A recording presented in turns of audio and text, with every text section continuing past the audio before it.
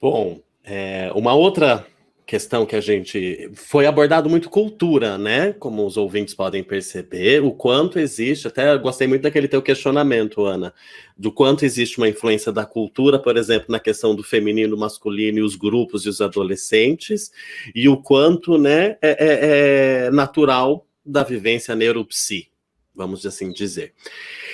Falando em cultura, tem um tema que foi também sugerido para a gente, muita gente, você também é conhecida por essa aula, né, Ana, da gente entrar um pouco nas questões das influências culturais associadas aos contos de fadas e os mitos da cultura, né, que os contos de fadas acabam trazendo para a gente, né. Eu tenho uma das minhas melhores amigas, ela é uma ouvinte nossa, todo o pessoal conhece, a Dani, gente, ela mesma mandou Beijo, falar para Dani. você, Ana, que ela ouviu um episódio seu no Mamilos, falando a respeito dos contos de fadas e que nunca mais ela consegue olhar para Cinderela do mesmo jeito. Ela tem vontade de que se alguém chama ela de princesa, ela quer dar na cara da pessoa. Mas a gente gostaria de abordar um pouco então dessa temática, né, dos contos de fadas, as influências, né, na cultura e o que eles acabam transmitindo como mitos. Então, os contos de fadas, eles são o que a gente chama de... É um tipo de pedagogia cultural, né? Ou seja, é uma ferramenta, né, que produz um tipo de lição de pedagogia, por isso que a gente chama de pedagogia, né? Ele vai produzindo lição de reflexão do entendimento do indivíduo. Tá. E eles são uma narrativa muito comum, muito importante, que nem sempre foi dada à infância, e foi destinada à infância a partir do século XIX, né, talvez um pouco antes, mas os contos de fadas eles eram narrativas de mundo adulto, e eles são produção do povo. Quando você vê, você pode analisar o conto de fadas por diversas ciências, você pode analisar pela literatura, pela sociologia, né, pela psicologia, pela pedagogia, enfim, mas de alguma maneira é curioso perceber, né, que a gente conta histórias no minimamente do século XVII, essas histórias foram escritas, elas eram antes narradas, da tradição oral. Então, se você pensar que você está, no mínimo, há 4 séculos produzindo o livro da Bela Adormecida, você fala, alguma coisa tem. É que a psicologia diz. A psicologia vai falar, bom, alguma coisa essas histórias têm que elas sobrevivem durante séculos. Então, a psicologia vai dizer assim, provavelmente, essas histórias reproduzem conteúdos do desenvolvimento psicossexual das pessoas. Por isso que a gente se identifica com a história. Então, eu vou dar um exemplo. Se você pensar que as histórias clássicas, como Cinderela, Branca de Neve, Bela Adormecida, Rapunzel, são histórias que trazem como tema principal o ideal de amor, se eu perguntar para todos vocês aqui, muito provavelmente vocês vão dizer, em algum momento da vida de vocês, vocês idealizaram o amor. Se é que não estão idealizando até hoje. Né? Não é preciso dizer de que maneira você precisa idealizar e que tipo de amor. Isso é cultural.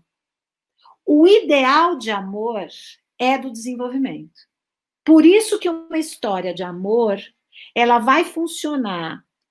Ela funcionava no século XII e vai continuar funcionando no século XXII e no XXV. Enquanto nós tivermos como estrutura cerebral marcados no nosso cérebro a química do amor, e ele está como um circuito. Eu desejo para procriar, a partir do desejo eu crio. Eu acabei desenvolvendo como espécie o afeto e o apego. Isso aqui está no cérebro, é um circuito cerebral. Enquanto a gente tiver esse circuito, a gente sempre vai idealizar amor. Agora, idealizar amor nos moldes do século XIX, onde as mulheres, todas as princesas, eram castas, puras, só sabiam lavar, passar, cozinhar e cantar com os passarinhos na porra da torre, só isso que elas faziam o dia inteiro, e que elas ficavam como esperando o príncipe, porque a mulher era construída para isso. A mulher, então, as histórias, o que elas faziam? Então, além delas reproduzirem alguma coisa que é do desenvolvimento, elas vão dar a roupagem que a cultura quer dar. Então, as histórias clássicas davam roupagem. Quem vai desejar é o homem, mulheres são proibidas a desejar, então a proibição estava ali, então a Rapunzel não podia jogar as tranças, a Bela Adormecida não podia tocar o dedo no fuso, a Cinderela não podia passar da meia-noite e a Branca de Neve não podia comer a porra da maçã. Mas a história também diz, não adianta proibir, todas vão comer maçã, vão não sei o quê, porque faz parte do desenvolvimento do indivíduo desejar. Então a história já contava com isso. Já estamos contando que não adianta você ficar dizendo para não fazer, que vai fazer.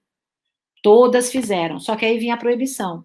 Uma dormiu por 100 anos, a outra morreu engasgada, a outra foi jogada da torre, morta, sozinha, não sei para onde, né? Então, assim, a outra foi, né, deixou o sapatinho de cristal. Então, assim, a história, ela vinha com isso acontece, idealizar o amor acontece, só que você tem que fazer desse jeito, só que aí você não vai fazer, então você vai ser punida.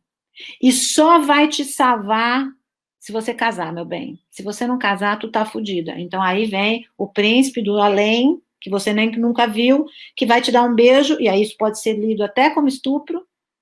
O príncipe da Bela Adormecida dá um beijo nela, porque ela não consentiu, ela tá dormindo. Essa roupagem, a roupagem do amor, é que é dada pela cultura. Tanto que se a gente for olhar, por exemplo, hoje, as princesas não estão nem casando. Moana, a questão dela é a jornada do herói. Não tem nem casamento, nem namoro, não tem nada. Merida, do filme Valente, é outra. Quem vai casar, porra, eu não quero casar, eu quero ficar andando arco e flecha, tchau, gente. O problema dela é com a mãe que fica querendo colocar ela no jeito antigo de funcionar. Então, a gente já observa que no século XXI as princesas mudaram todas. Né? Já o casamento já nem está mais no... Por quê? Mas o ideal continua. Um dia essa menina vai se apaixonar, talvez. Mas o que ela espera da vida não é mais só o casamento. Então, os contos de fadas, eles são legais, porque, de alguma maneira, quando você os escuta, no mundo da fantasia, ele vai dando sinais do desenvolvimento psicossexual de maneira geral, do certo e errado, do bom e do mal, do que a gente idealiza, do que a gente aspira na vida. Não só o afeto e o amor, mas também outras questões, né? Então, e ele é todo dado por símbolos. Então, é muito lindo fazer a interpretação dessas histórias, né? Quando João e Maria vão para a floresta, por exemplo, que dá essa sensação de abandono, de privação e fome. A gente não tem fome só de comida, a gente tem fome de afeto. Toda vez que você se sentir, que você for tomar um pé na bunda, você vai se sentir João e Maria na floresta. E aí vai lá devorar a porra da casa de biscoito, fazer brigadeiro, comer a panela inteira. A história, ela reproduz coisas que você vai viver. Por isso que essas histórias ficam. Porque você vai escutar Abandonar na Floresta e Casinha de Doce, isso vai fazer sentido para você em algum momento da sua vida. Porque a história vai dizer o quê? Ela vai falar que a oralidade tem a ver com abandono, com colocar de volta para dentro quando eu me sinto abandonado. Isso você vai sentir a vida inteira. Você vai repetir João e Maria na floresta. Ou você vai tentar seduzir o lobo na estrada, e quando você chegar na porta do motel, você vai falar, ih, que boca grande você tem, quero não. Queria até agora há pouco, mas agora na hora de transar não quero mais, quero ir embora. Que é a Chapeuzinho Vermelho se assustando, que boca grande você tem, lobo mau, não é? Então, você escuta isso, faz sentido. Faz sentido. Teve uma fase que eu já seduzi, não, eu cheguei na hora do vamos ver, quero mais não. Né? Quando eu seduzo meu pai na infância, no Édipo, bem entre aspas, a sedução da criança, ela não quer transar com o lobo. Né? Então, assim, as histórias elas vão dando essas referências, e é muito lindo fazer a interpretação a partir desses dois vieses. Um é do desenvolvimento, e a história vai reproduzir ideais humanos, desejos, medos, desafios e descobertas na esfera da sexualidade e não só na esfera da sexualidade. Agora, ao mesmo tempo, a roupagem que os contos têm traduzem questões sociais, de pedagogias culturais ligadas a gênero, ao que se espera do ser humano naquele momento da cultura. Então, a gente sempre lê por esses dois viés. Eu, pelo menos, gosto de ler pelos esses dois viés. Por isso que eu não acho, gente, ruim continuar contando Bela Adormecida. Pode contar, desde que a menina e o menino tenham outras histórias, com outros objetivos e outros desafios que não só a Bela Adormecida, né, com Esperando o Príncipe. A gente pode oferecer a Bela Adormecida e vai ter momento que as meninas vão loucamente querer ser a Bela Adormecida, 3 anos de idade, ela quer ser a Branca de Neve, e ela vai chamar o pai de príncipe.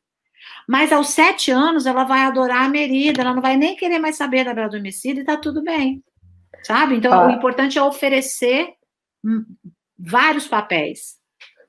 Só um parênteses que eu tô rindo aqui, porque a minha filha, a Manuela, o pai dela tem lido muito, né, o meu marido, tem lido muito para ela a história da Cinderela, porque ele arrumou um livro aqui e tal. E esses dias ela chama o príncipe de William, só que o William é o entregador de gás aqui. Então ela fica, tipo, esperando o entregador de gás. Cadê o William, mãe? Cadê meu príncipe? Exato, o William. Olha que legal, ela tá usando o William como a referência dela, que bonitinho. Tem que desenhar o William. Gente, mal sabe o William que ele está sendo desejado por ela. A Dani. Olha lá, Dani. Príncipe Encantado também, me dá calafrio. Ô, Dani, é melhor aquela assim, ó. Que príncipe que nada, é melhor o lobo mau, que te escuta melhor, te enxerga melhor e ainda te come. Oh.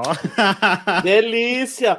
Eu ia até trazer que a partir dessas novas princesas, eu também tenho uma crítica, se a gente avaliar bem, né? A Elsa é uma das primeiras, a poderosa. Primeiro que ela vem, né? Ela é filha do rei, então a coroa é dela por direito, não por casamento. Isso é legal. Segundo, que ela toma as decisões e tem crítica à irmã, que representa mais essa princesa antiga. Mas terceiro, ela é frígida e congela o país inteiro. Entende a sexualidade dela negada. Isso não é legal, né? Eu acho que tem esse viés também interessante aí, né? Uhum. Da mulher que não tem que não construiu afeto, porque quem tem o afeto é a irmã, né? Que aparece o namoro. Isso é interessante pensar também, viu? Não é? Pode falar, Ber. Não, o que eu ia falar é... Estudando bastante, né, a saúde mental da população LGBT, principalmente LGB, né, os contos de fada e tal, também, na verdade, as pessoas LGBT, elas ficam meio num limbo, assim, né, então, é algo bastante interessante. Eu até peguei um livro que aqui atrás, que é esse Over the Rainbow, que é uma releitura de contos de fada, mas com uma temática LGBT. Não conheço, preciso comprar. É bem legal, é bem legal. É legal, Ana. E como é que você vê isso, Ana? Transpor ou tentar fazer esse link entre os contos de fada e um mundo não hétero cis normativo, né? Então, eu acho assim, de novo, a questão do ideal de amor, ou do desejo, ou do dilema, vai acontecer para todo mundo, independente da sua orientação sexual e da sua identidade de gênero, né? Você vai idealizar o amor, você vai pensar numa pessoa que vai te salvar do mundo, que não vai te abandonar, tá tudo bem. Então, o conflito humano da história é aplicado a qualquer pessoa, né? Uma vez eu estava brincando com um paciente meu que estava assim, ele sempre foi infiel. Ele era infiel por convicção. Nunca contou para as parceiras, mas ele sempre foi infiel, sempre. E aí, numa dessa, ele se apaixonou pela mulher que ele... pela amante, vamos dizer assim. E despirocou o cabeção. Aquele cara que é poderoso, hétero, bem representante, né? Hétero, branco, cis, poderoso, com um puta de um cargo, e um cara, gente boa, que eu adorava fazer sessão com ele, eu me divertia muito com ele. E super bacana, mas ele era dentro do padrão. E se apaixonou. E a mulher por quem ele se apaixonou era tão erótica e desejante do que ele. Ela era solteira e já tinha dado para todos os amigos dele, segundo a linguagem dele, né? Mas que ela deu para todo mundo. porque não sei o quê. Então, ela já tinha transado com todo mundo. Aí ela ia para. Enquanto ele voltava para casa no final de semana, com a mulher, e ele tinha um casamento legal, gostava da mulher, a outra, a moça, passava a noite na rave, ficando com todo mundo louca, bebendo, tudo. E trabalhavam, e a mulher era super autônoma. Daí ele ficava assim, eu não aguento, eu vou para casa, eu fico no fim de semana na minha casa, e eu fico vendo as fotos dela no Instagram. Falei assim, Cinderela, tu tá que nem a Cinderela. Tá vendo? Então veja, assim, você é Cinderela esperando ela, com o sapatinho de cristal. Então eu brincava com ele que era assim, a própria Cinderela, não preciso fazer uma leitura só da mulher. Ali naquela representação é a mulher com um príncipe, guardando a castidade e tal. Mas um homem pode se sentir uma Cinderela, né? Então, veja, agora, então, isso é na questão do desenvolvimento. Agora, você tem razão que a população LGBTQI+, XYZ, não é representada nas histórias, não tem representatividade, e isso é ruim, né, porque vai dando a referência de que esta população não tem direito nem à jornada do herói, né, e nem à jornada afetiva sexual. Então, eu acho muito importante começar a trazer princesas, por exemplo, lésbicas, trans, mulheres trans, e assim, a expectativa é que isso aconteça no futuro, né? Por exemplo, se você pega até o final do século XX, até 1990, por exemplo, todas as princesas tinham um padrão europeu. Depois começaram a Disney ou outros estúdios começaram a incorporar mulheres de outras raças e etnias. Então você vê a Mulan, você vê Pocahontas, então você já começa a ver no final do século 90, e aí já tem uma associação entre a mulher guerreira, então ela não é só aquela que espera o casamento, então ela tem outros desejos, a Mulan, só que no final ela acaba casando ainda. Então que é aquela, tá bom, a mulher quer trabalhar, mas no final das contas ela tem que casar. Isso foi bem final do século XX. Você pode até trabalhar, minha filha, mas vai ser enfermeira, ou professora, ou psicóloga, ou não sei o quê, né? Mas tem que casar, porque o padrão, se você não casar, você sai muito fora do que se espera de uma mulher. Quando vem o século XXI, agora nem casar elas casam mais. E você continua com princesas, por exemplo, que têm outras etnias. Então, o que a gente espera é que num futuro muito próximo também se incorporem princesas com outros tipos de identidade de gênero, e príncipes e heróis, vamos dizer assim, né, princesas, heróis e príncipes, e com outras orientações sexuais para ajudar a população a também ser representada nesse tipo de narrativa, e que essa pedagogia cultural tenha um efeito positivo de inclusão da diversidade. Eu queria dar um exemplo de uma coisa interessante que aconteceu comigo. Eu tenho 2 irmãs e elas foram casadas. E as 2 se divorciaram depois de um tempo de casadas.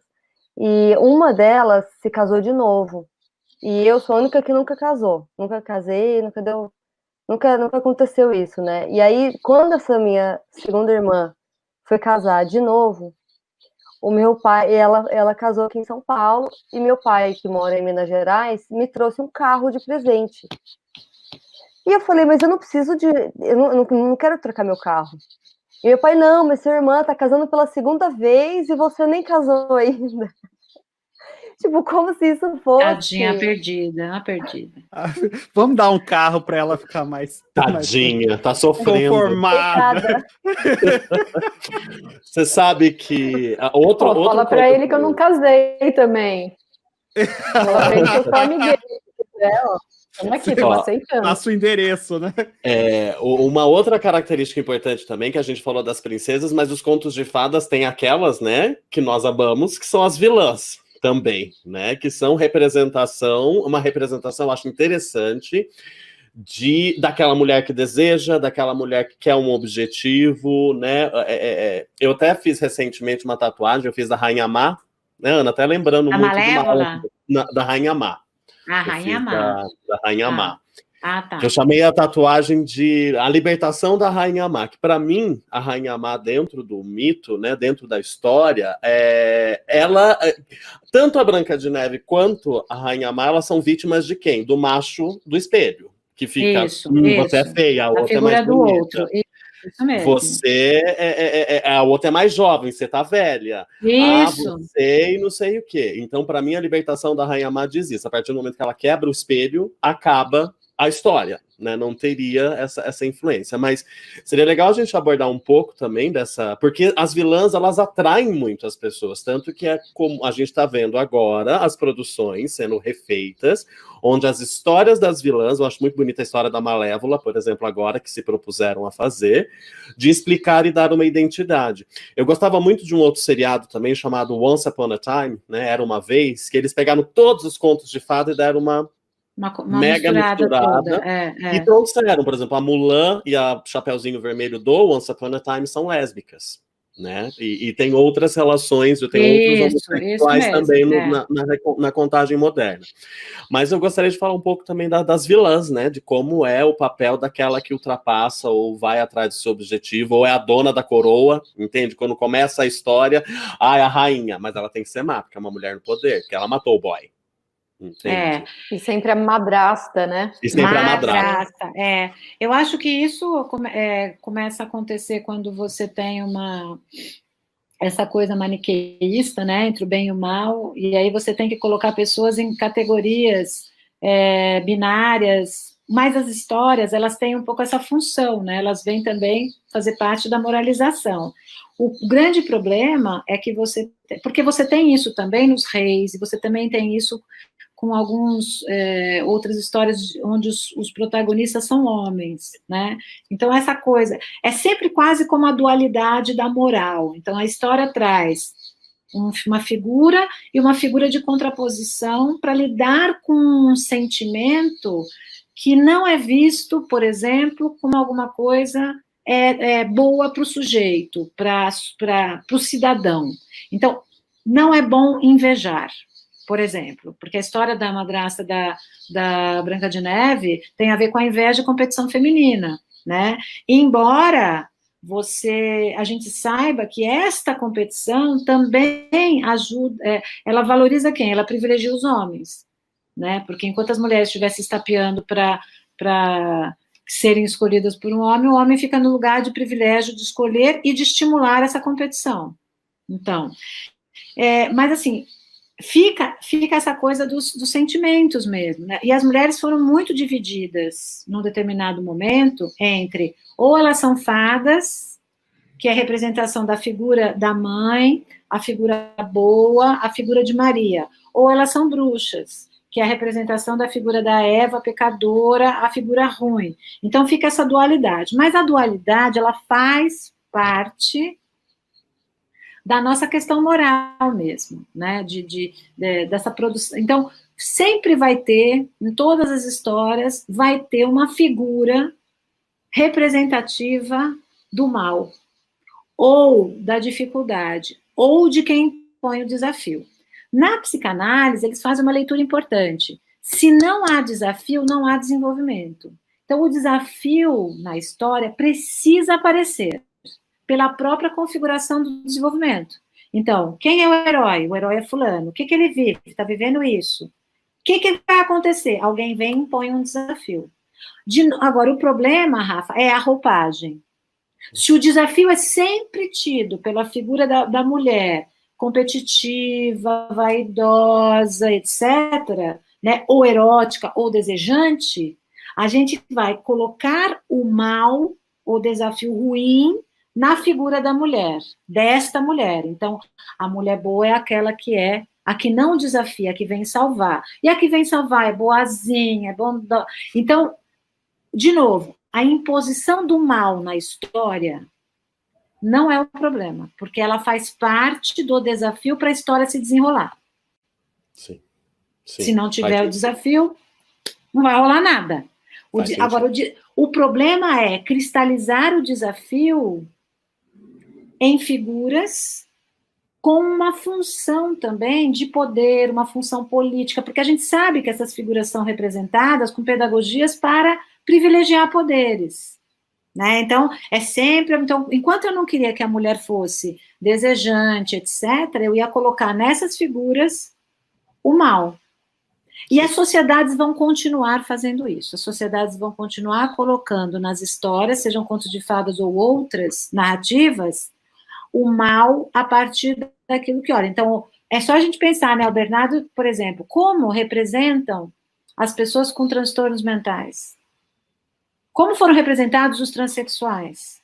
No cinema, tem lá agora tem uma série na Netflix, num documentário, que vai falando isso. É o Revelações. Como que as pessoas transgênero foram representadas no cinema, pedagogia cultural, não é só o conto, até o século tal. Então, eram sempre assim, assustadoras. Como é que elas eram representadas? Como doente mental. Sim. Trancafia, não é isso? Agora, recentemente, o mal está sendo tirado da figura do transgênero, no cinema, por exemplo. Mas vão colocar em algum outro, não tenha dúvida. Viu, Rafa? Espera, ó. Ai, tomara que seja, nasci pra ser vilã. Eu me recordei agora, gente, Ana e Ber, que pesquisando as questões de contos de fadas que representam a homossexualidade, eu lembrei de dois fatores, que alguns personagens na Disney, mais atualmente, são sugeridos, que são vilões também, que é o Jafar, lá do Aladdin, e o Scar, aquele leão maravilhoso, aquela bicha maravilhosa do Rei Leão, né? Bicha velha, mas também, a hora que a Ana falou sobre essa representação do mal, me lembrei disso, que tem. E que o conto moderno, né, que mais poderia representar a população LGBT é a Pequena Sereia, pela questão de não se identificar com os pares que estão vivendo, né? A questão Mas no conto original é importante lembrar A Pequena Sereia, me conta essa, vai. Explica aí para mim, que eu quero entender. A questão da Pequena Sereia, por ela desejar pernas e querer conviver com humanos, né? Ela se identifica e curiosa para vivenciar aquelas experiências daquele outro mundo, porém não se identifica com o seu próprio, né? A gente não poderia só simplesmente resumir a questão transgênero, não. É uma questão de afeto ali também, porque tem a questão dela estar se apaixonada pelo outro, pelo príncipe humano, né? Então, que poderia, até a vilã, a Úrsula, ela é inspirada numa drag queen, né? A Divine, uma importante drag queen, aliás, do movimento LGBT nos anos 80, né, Ber? 70, 80. 70, 80. Que ela é a musa de John Walters. Do primeiro Hairspray, ela é a mãe da mocinha do protagonista. Mas voltando, daí na Pequena Sereia, o que eles trazem na Úrsula, a make-up, a apresentação da personagem é bem drag queen, então que poderia ter na Pequena Sereia alguma questão mítica relacionada à população LGBT, né? Dessa não identificação com seus pares. Interessante. Porém, né? Mas aí que entra, que é interessante, que no conto original, quando a sereia ganha perna, o que acontece é cada passo equivale a 1000 facadas nas solas dos pés, que também é representativo. Quer bancar ser a bicha? Toma. Entende? Também. A caminhada vai ser difícil. Mas também já li um pouco sobre, na Pequena Sereia, não tinha lido nada a respeito eu estou fazendo um curso agora sobre, que vai ter a Pequena Sereia e Aladdin também, para eu entender um pouco melhor também outros autores e tal. Mas eu tinha lido também sobre a Pequena Sereia, ela ter que castrar o próprio corpo, aquele movimento da castração feminina, Sim. de ter que castrar o corpo para se adequar a uma figura masculina, macho, né? Que é a história também de cortar o pé do sapato, cortar o dedão e o calcanhar para caber no sapatinho da prometida em Cinderela. E que ela também tem que recusar a própria identidade, parte da sua identidade, para poder se adequar, né, de ser a princesa escolhida também. Mas eu não tinha visto pelo seu outro lado e curti esse lado também, achei legal. Agora, recentemente, revelaram que o Bob Esponja é assexual. Sim. Vocês souberam disso? Sim, soube. Aí eu vou contar agora um babado, fofoca interna. Bastidores. Bastidores de consultório. Bastidores de consultório, que, por exemplo, a empresa revelou eu acho que nos Estados Unidos, parece, agora, na semana LGBT, revelou que o Bob Esponja foi criado com o perfil da sexualidade, né? Que a gente não sabe se é verdade ou não, se eles estão usando só esse momento para falar, mas enfim. E no Brasil, não se foi permitido fazer as postagens que fizessem a mesma revelação. Tá, meu bem? Oi, gente. Tipo que as crianças brasileiras não estão, elas não podem entrar em contato com isso. Não pode, gente. Não pode entrar em contato com a sexualidade, não pode entrar em contato com a sexualidade, não pode entrar em contato com nada, né? Não pode entrar em contato com a terra redonda. Com a terra redonda, não pode Mas entrar em aí contato. no almoço de família pode. E as namoradinhas? E aí a fulaninha vai dar beijinho nela? E não sei o que. Não, pode, e aí, né? e assim, né? E assiste filme pornô no tablet do pai, né? E da mãe, e no computador dos pais. E das mães. Então, assim, é uma incoerência no Brasil, a gente é muito incoerente, gente. É muita incoerência, é muita. O Brasil é muito esquizofrênico com essa coisa da educação, né? Quer dizer, ao mesmo tempo você estimula a criança com roupa de. Você estimula a menina a ter roupa de mulher com 5 anos de idade, usar salto alto. Né? Não ela brincar, porque as crianças normalmente, faz parte da brincadeira infantil também, copiar a mãe, tudo bem, não é um problema de botar o salto alto e botar o batom, não é isso, mas é o estímulo que se faz a esse tipo de performance do corpo feminino com crianças muito pequenas. Aí não pode falar de sexo. Sabe? Até aproveitando o gancho, gente, vamos liberar a Ana, faz um tempão que a gente já está aqui. Comer, fazer xixi, né, Marina? Né, Ana? Vou comer. Sair escondido, vai cair. Bom, foi falha na internet aqui. Falha na internet, indo pro banheiro. Alguém tem mais alguma coisa para colocar para Ana antes da gente pedir para ela encerrar? Não, acho que a gente falou bastante coisa, foi muito rico. Acho que é isso. E a gente pode convidar de novo, né? Toda Ana, temporada, Ana, vai ser. Estão falando que não é para te liberar. Convidar de novo. Não libera a Ana, não. Eu acho que convidar de novo, porque eu não participei. Ai, coitada da Tê. Tadinha da Tereza. Eu não tive chance de participar, um monte de pergunta, um monte de coisa, não sei o que aconteceu. E, enfim, Ana, foi ótimo ter você aqui, mas eu quero de novo. Obrigada, gente, foi um prazer. Ontem eu tá. Oi, diga, amor. Não, eu ia.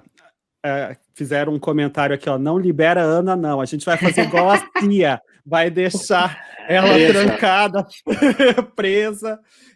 Não, só queria agradecer porque esse assunto gera muita questão em todo mundo.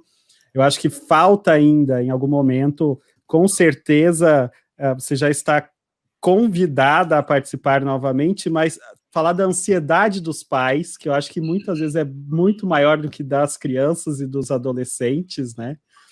E eu não tenho nem palavras para agradecer. Eu já tinha conversado com você por telefone no Congresso da SBRASH do ano passado, que eu fui falar e tal, né? E aí te conhecer agora, mesmo por vídeo, é um prazer. Obrigada, querido. Foi um prazer. Eu quero só deixar claro para os pais que, assim, eu entendo, eu também consigo entender a angústia, porque é uma questão também de aprendizado. Para mim, eu falo de sexualidade há 20 anos, 20 e tantos anos, então, para mim é fácil falar com meu filho. Às vezes eu até me pego meio, e agora eu vou falar o quê? Porque, né? Então, não é porque eu também falo que eu também não passo por isso. Mas eu acho que a gente tem sabe, a nossa função ajudar nossos filhos a construir esse saber. A gente tem que saber que tem um monte de profissionais de educação e sexualidade que nos ajudam, tem livros didáticos para ajudar, vídeos, podcasts, sabe? Então eu acho que dá para fazer um bom trabalho, sabe? A gente pode fazer com calma, fazer com as crianças. Eu acho muito legal, assim. Eu que agradeço o convite. Arrasou, Ana. Eu particularmente quero te agradecer muito, viu? A Ana, gente, eu conheço ela pessoalmente, vocês não. A Tereza conhece também. Eu conheço também, eu já dei aula na Ana também. Então, gente, a Ana foi e é minha professora na área de sexualidade, tá? Vou vender aqui um pouco do teu peixe, Ana, que ela tem, volta e meia perguntam pra gente onde fazer cursos, que cursos existem na área da sexualidade. A Ana, tá? Ela é coordenadora de um curso de educação em sexualidade e terapia sexual na Unisal, aqui em São Paulo. Com um padre. Com um padre maravilhoso. Já vamos deixar, Padre Ronaldo, vem aqui com a gente um dia, padre. Para mostrar que é completamente possível juntar ciência com religião. E não tornar as coisas um dogma, né, ou dogmáticas, né? A religião pode entrar com a sua perspectiva de fé, de ética, né? Mas a ciência como educação, como proposta de clínica, é uma coisa que pode andar junto. Quem vai fazer essa mediação somos nós, é você pai, é você mãe, é você profissional, você vai fazer sua mediação, né, dentro da sua casa com seus valores. Então, receber uma criança cuja família vai dizer que não pode masturbar, tá tudo bem. Se essa família acha que não pode masturbar, eu acho um pecado não se masturbar. Eu não acho pecado, acho que o pecado contrário é não se masturbar. Mas eu posso falar isso pela perspectiva da ciência. Na minha sala de aula, eu posso dizer, olha, segundo a ciência, a masturbação faz parte da vida, né? E se você não está tendo prejuízo, ou você não está ofendendo outras pessoas, ela faz parte da naturalidade do corpo, faz parte do comportamento sexual, né? E a gente pode discutir um monte de coisa sobre masturbação, sobre a pornografia, se ela é legal, se não é legal, e aí vai. Quanto mais velha a criança, adolescente, mais eu vou falar. Agora, se eu tiver dentro da minha sala uma criança que vai dizer, mas professora, a minha família, na religião da minha família, não pode. Tá bom, fulano, na religião da sua família, não pode. Mas aí é um dogma religioso, porque a sua crença pensa dessa maneira. Mas a ciência pode falar outra coisa e a gente vai ter que fazer escolhas na vida. Então, a gente tem que tirar esse medo de falar de sexualidade, inclusive com os aspectos religiosos, incorporando também essas decisões individuais sobre fé e valores. Muito bem lembrado, né? Inclusive o Padre Ronaldo, gente, é a melhor aula de ética que eu tive na minha vida. Ele foi meu orientador, inclusive, eu brinco com ele até hoje, falo, padre, se o senhor sabe que o senhor você orientou um TCC sobre disfunções sexuais masculinas e homossexuais, pinto de viado, né, padre? O senhor tá sabendo. E até hoje ele fica, ai, Rafael, mas fantástico, eu acho que o Padre Ronaldo, até legal, Ana, você tem enfatizado que até para nós, que às vezes constroem uma visão conservadora a respeito do conservador, né, de que não é necessariamente isso. Ele foi uma informação muito importante na minha caminhada para entender o outro lado também. Isso, muito exatamente. Bem válido, muito válido. Exatamente. Bom, gente, então ela tem esse curso na Unisal. Pode falar, Marina. Queria agradecer mesmo a participação da Ana. Eu sou muito, assim, fã da Ana, de tudo que ela produz. Obrigada, curso, o Instagram acho maravilhoso, tudo que você escreve. Os seus livros são maravilhosos, aquele Sexoterapia é muito legal. E tem o podcast da Ana também, né? Da UOL, e é muito legal também. Eu super indico para os meus pacientes, para as pessoas que querem saber mais, entender mais sobre sexualidade. Eu acho que a sua abordagem é muito didática, assim, maravilhosa. Arrasou. Obrigada, querida. Chama Sexoterapia. É Sexoterapia, gente. Agora a gente fez... A terceira temporada foi toda sobre os 7 pecados capitais. Foi babado. Muito legal. Adorei. Maravilhoso. Foi muito legal mesmo. Obrigada, gente. E obrigado mesmo, viu, Ana? Passar o Instagram, seu Instagram é Ana Canosa, né, Ana Canosa? @Ana Canosa. É isso aí. Deixa eu contar pra vocês que eu tenho um segredo, que eu tenho vontade de fazer uma Ana Canosa drag ainda. Eu vou aparecer com essa personagem, a Cana Canosa. Mas será? Mas será? Como é que vai ser? Não sei se tem cara Canosa. de drag. Não, mas não sei se eu tenho cara de drag. Você fala de pinto, você fala de orgasmo e sexualidade. É uma drag queen. Tá louca. Quero ver, fácil. A Alicia, putz, não consigo, o sobrenome dela não consigo falar, mas ela criou um conceito que é a travessis. Alicia Kruger. Legal. Alicia Kruger. Travessis. Ela criou esse conceito, deu para Denise o rótulo e E, enfim, eu também adotei. Então, se quiser, pode usar também. Travessis. Vamos finalizar, pelo amor Bora, de Deus. gente, que eu tenho que almoçar. Vamos. Não. Então, Bora. Obrigado, Ana. Muito obrigado. Ana, se você quiser sair, porque aí a gente faz as finalizações aqui. Beijinhos, muito obrigado. Beijo, gente. Beijo, Obrigada. obrigado. Tchau. Como é que eu saio? Bom, gente, ela saiu, agora vamos falar. A louca. Coletivers, muito obrigado pela participação de todas, todos e todes. Tereza, muito obrigado pela sua participação. Ai, que raiva! E agora gente, tá a Tereza, uma maravilha. A Tereza teve problemas técnicos, mas ela esteve conosco o tempo inteiro, tá? Alguém mais quer dar um recadinho, alguma coisa? Quero mandar um beijo para todo mundo. Manda beijo. Um beijo para o William, gente, que entrega o gás. Minha sogra que participou, obrigada. Todo mundo aqui da minha família é bonitinhos. Arrasou, família minha da cunhada também participou, eu aqui fingi, né? Olha, a beijo, família toda. Vários beijos para todos os nossos coletivers. Vocês encontram a gente no Instagram, no @coletivoser, no Facebook, podcast.coletivoser, no YouTube, Coletivo Ser. Vocês podem encontrar também, tem um contato no banheiro do shopping Frei Caneca, escrito @coletivoser, tá? 24cm. Mas não tá podendo ir no shopping agora, mas não quando pode, puder. Tá? Não, mas falando sério, gente, sigam a gente nas redes sociais todas. No YouTube, eu sempre quis falar isso. Alguém quer falar? Não, pode falar. Se a gente deixar a falar. Se inscreva no canal, curta o vídeo e apertem o sininho. Onde tá o sininho? Aqui. É difícil. Aqui. Eu não sei onde está, em algum lugar. Cadê o sininho? E estamos em todas as plataformas, Spotify, no Apple Podcast. No Apple, por favor, deem 5 estrelinhas, uma para cada um de nós, tá? Amamos todos vocês, coletivers, e fala alguma coisa, gente, senão eu vou ficar falando sem parar. Gente, obrigado. Um beijo. Fala, Tereza. Fala, Tereza. Agora eu também não quero falar mais, não. Agora eu tô de birra. A Tereza tá #chateada. Bom, gente, eu só queria jogar na cara dos coletivos que a gente prometeu e tá cumprindo. Olha que babado foi esse episódio. Essa voz do Rafa. Essa voz do Rafa tá ótima. E aí, caralho? Voltou? Voltou a sua voz daquela estranha. Então é isso, gente. Muito obrigado. Beijinhos a todos. Fiquem bem. Usem máscaras, álcool gel, mesmo não sendo lei, tá? E se der, não sai de casa. É isso aí. Beijos. Beijo, gente. Obrigado. Bye, bye. Tchau.